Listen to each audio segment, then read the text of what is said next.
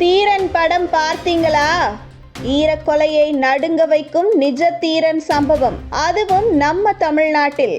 திரைப்படங்களாக எடுக்கப்படும் சில படங்கள் அனைத்தும் தற்போது திருடர்களுக்கும் திருட்டு தொழிலில் ஈடுபட முயற்சிப்பவர்களுக்கும் கொலையாளிகளுக்கும் கொலையில் இருந்து தப்புவதற்கும் வேண்டிய விவரங்களை கொடுக்கிறது. அதாவது நடிகர் கமலஹாசன் நடிப்பில் வெளியான பாபநாசம் திரைப்படத்தில் கமலஹாசனும் அவரது குடும்பத்தினரும் தன் மகளிடம் தவறாக நடந்து கொள்பவரை கொன்று புதைத்துவிட்டு சாமர்த்தியமாக அந்த கொலையில் சிக்காமல் தங்களை நிரபராதிகள் என்று நம்ப வைத்திருப்பார்கள்.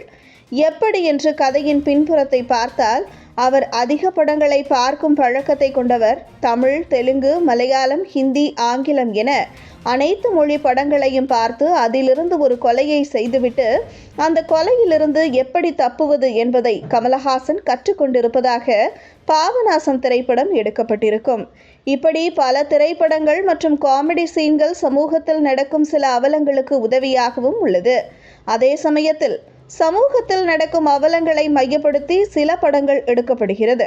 இந்த நிலையில் தமிழ் திரைப்படத்தில் சூப்பர் ஹிட் திரைப்படமாகவும் கார்த்தி நடிப்பில் வெளியான தீரன் அதிகாரம் 1 திரைப்படத்தை பார்த்துவிட்டு அந்த படத்தின் பாணியிலேயே வீட்டில் உள்ள அனைவரையும் கொடூரமாக தாக்கி கொன்று வீட்டில் இருந்த பணம் மற்றும் நகைகளை திருடி சென்றுள்ளார் இருவர். கடந்த குடியரசு தின விழா அன்று சிவகங்கை மாவட்டம் காளையார்கோவில் அருகில் உள்ள கல்லுவழி கிராமத்தில் வசித்து வந்த சின்னப்பன் என்பவரது வீட்டில் கொள்ளையர்கள் புகுந்து 50 சவரன் நகைகளை திருடியதோடு வீட்டில் இருந்த குழந்தைகள் முதல் பெரியவர்கள் வரை அனைவரையும் பலமாக தாக்கிவிட்டு தப்பிச் சென்றனர். இந்த செய்தி அப்பகுதி முழுவதும் பெரும் பரபரப்பை ஏற்படுத்தியது. ஏனென்றால் குடியரசு தின விழா அன்று இப்படி ஒரு சம்பவமா என்று சிவகங்கை மாவட்டம் முழுவதும் பொதுமக்களிடையே அச்சத்தையும் ஏற்படுத்தியது. இதில் தங்களது விசாரணையை தொடங்கிய காவல்துறை எந்த ஒரு ஆதாரமும் துப்பும் கிடைக்காமல் திணறி நின்றது. மேலும் 8 தனிப்படைகளை அமைத்து காவல்துறை கொள்ளையர்களை தேடும் தீவிரத்தில் ஈடுபட்டு கொண்டிருந்த சமயத்தில் தேவக்கோட்டை கிராமத்திலும் நள்ளிரவில் வீட்டிற்குள் புகுந்து வீட்டில் இருந்த அனைவரையும் இரும்பு ராடால் பலமாக தாக்கிவிட்டு வீட்டில் இருந்த நகை மற்றும் வெள்ளி பொருட்களை திருடிவிட்டு காவல்துறையிடம் மாட்டிக்கொள்ளக்கூடாது என்பதற்காக மிளகாய் பொடி தூவிவிட்டு சென்று 2 பேரை கொன்றுவிட்டு சென்றனர். இதனால் காவல்துறையினரின் தேடுதல் பணி தீவிரமடைந்தது. இருப்பினும் சம்பவம் நடந்த இடத்தை சுற்றியுள்ள எந்த ஒரு சிசிடிவி கேமராவிலும் கொள்ளையர்கள் சிக்காமல் சம்பவ இடத்தில் எந்த ஒரு ஆதாரத்தையும் விட்டு செல்லாமல் மிகவும் கனக்கச்சிதமாக கொள்ளையர்கள் திருட்டில் ஈடுபட்டதால் காவல்துறையினரை இதில் தீவிரமாக ஈடுபட வைத்தது.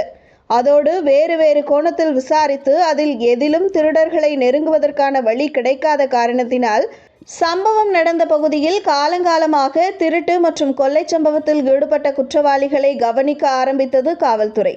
அதில் தினேஷ்குமார் என்ற திருடனின் செல்போன் சிக்னல் மட்டும் ஒரே இடத்தில் 1 மாத காலமாக இருந்தது. அதனை கண்டறிந்து அவனை ஸ்கெட்ச் போட்டு தூக்கினர் போலீசார். ஆனால் காவல்துறை சந்தேகத்தில் பிடித்த தினேஷ்குமார் தான் இந்த திருட்டுச் செயலில் ஈடுபட்டதும் அதற்கு அதே பகுதியைச் சேர்ந்த ஹோட்டல் மாஸ்டராக இருந்த கணபதி திருட்டிற்கு திட்டம் தீட்டி கொடுத்ததும் காவல்துறையின் விசாரணையில் தெரிய வந்துள்ளது. இருவரும் ஒரே ஊர் என்பதால் எந்த வீட்டில் எவ்வளவு நகை இருக்கும், எந்த நேரத்தில் ஆள் நடமாட்டம் இருக்காது என்பதை அறிந்து தீரன் அதிகாரம் 1 திரைப்படத்தை பார்த்து அதன்படி திட்டமிட்டு இந்த திருட்டு செயலில் ஈடுபட்டதாக கணபதி மற்றும் தினேஷ்குமார் விசாரணையில் கூறியுள்ளது காவல்துறையினரை அதிர்ச்சியில் ஆழ்த்தியுள்ளது. மேலும் இந்த செய்தி காண்போர் அனைவரையும் பதைபதைக்க வைக்கிறது. ஏனென்றால் நிஜத்தை தழுவி சினிமா எடுக்கப்படுகிறதா அல்லது சினிமாவை தழுவி இதுபோன்ற சம்பவங்கள் நடக்கிறதா எனவும் மக்களை அதிர்ச்சியடைய வைக்கிறது.